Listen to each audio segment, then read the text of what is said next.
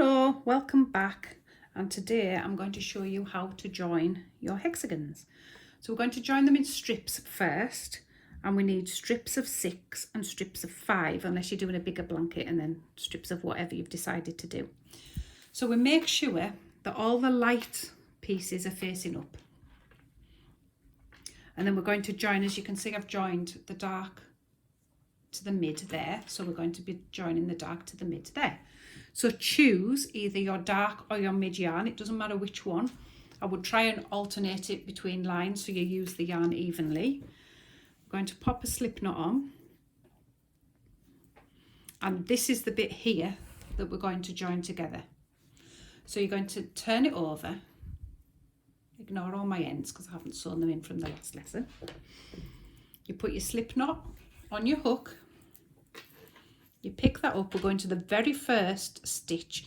Now that's your stitch there, that's your whole stitch there, and we're only going to use the back loops. So that will be your whole stitch, and that will be your whole stitch. So we're going to use the back loop of that one and the back loop of that one, so it's the two loops furthest away from each other.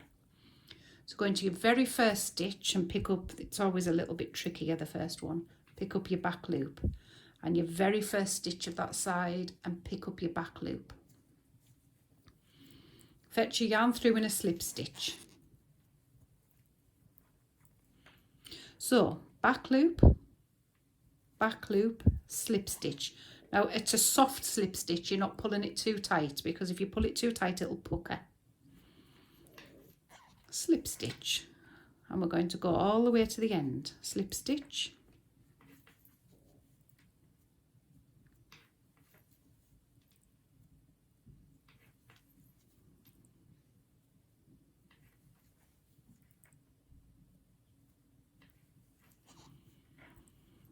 and into the corner we're going to pick up the first chain, just one piece of yarn, and into that corner the first chain, one piece of yarn, and slip stitch it.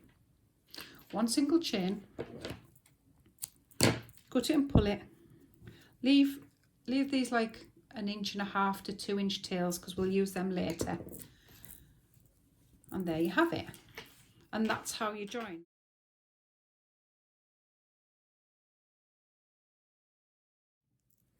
Welcome back. So you should now have all of your strips joined like this. 1, 2, 3, 4, 5, 6. This is for this size. Obviously you can do it any size you want, but what you want is odds and evens, odds and evens, odds and evens, because they sit when you come to the end. Your next row starts in between. So how do we join the rows? Now I've shown you how to join the sides, and the rows are going to be done in one single piece. So what you need is the colour, this colour here, that runs across all the way, so you don't have to do any yarn changes. Pop a slip knot on your hook, and we're going to take, I've already joined them up, so I'm going to take the main piece.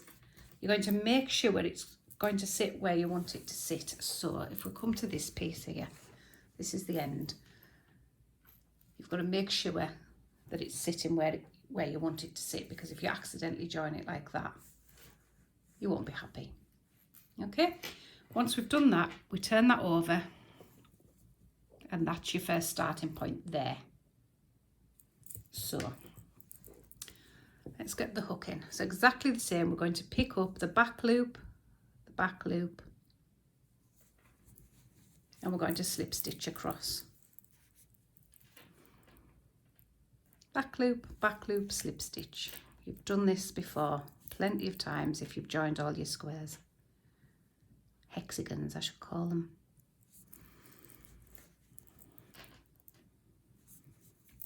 I've got to work all the way over.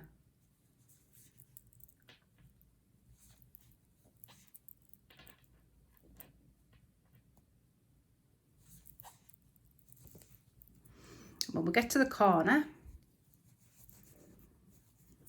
you've got to make sure you get that last stitch, otherwise you're going to have a hole anyway that we're going to kind of sew in with the ends, so don't sew any of your ends in just yet, but try and make sure you get the very last stitch. And then we jump to the next hexagon. So we're going to pick up the first stitch on this hexagon, and we're going to just take some time to lay it down so we'll get it in the right place, because trust me, there's nothing worse than you've sewn it to the wrong bit and then you get all the way to the end and you've got a big hole. So take some time, add it to the next hexagon, back loop, and we're going to work across this one. Where's my, there it is.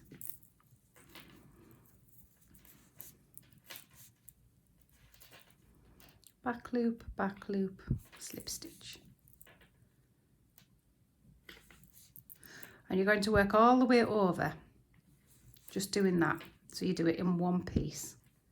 So it's a little bit easier for you. You don't have the massive amount of tails. Now, you don't need to watch me do that because I'm sure you can work it out. So when you open this, you see have a little hole there.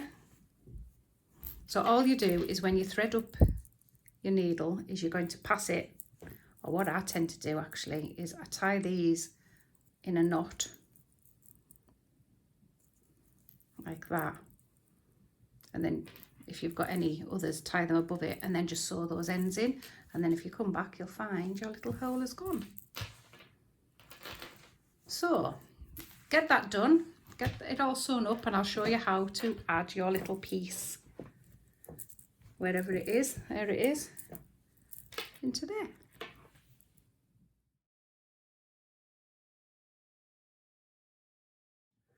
So by now you should have all of your pieces joined together, and you should have these little gaps at the side where we need to put our fillers. So it's just a case of fitting those in. Make sure the pattern matches, so it's worth putting it on that side just so you can move it to that side. Because if you're anything like me, I always put the wrong colours in and it looks really stupid, as it would. So we're going to do this join in 2 colours, so you need both of those 2 colours. So exactly the same as when we were joining the main bits, we're going to position it so we know it's in the right place, then flip it over. So that's our starting point. I'm going to start with a slip knot on your hook. And we're going to just join it exactly the same, so you get your back loops and your back loops. And your slip stitch. Back loop, slip stitch all the way across.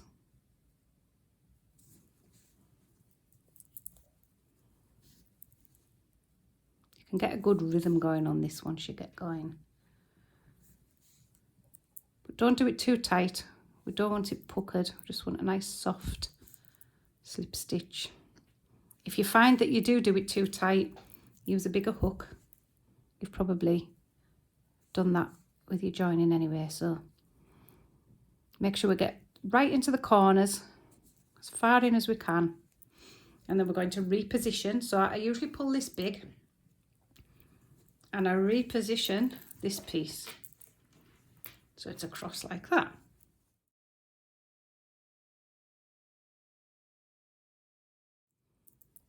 Pick up your stitch again, and again the very first back loop, the very first back loop, and away you go. Don't worry about the hole. We can tie that in like I showed you how to tie the other ones in.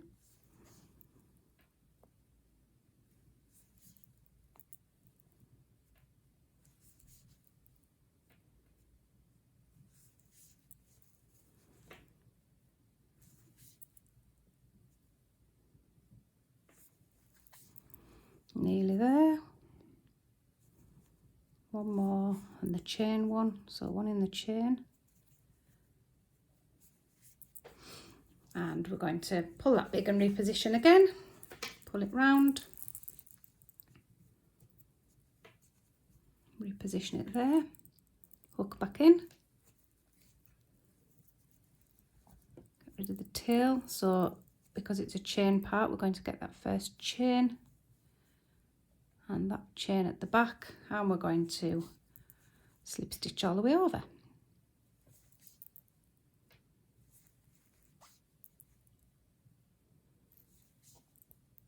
Split that one. Easy done. And then of course it's a little bit awkward when it comes to the places where you've had your starting knot, or your ending knot I should say, but we can work over that.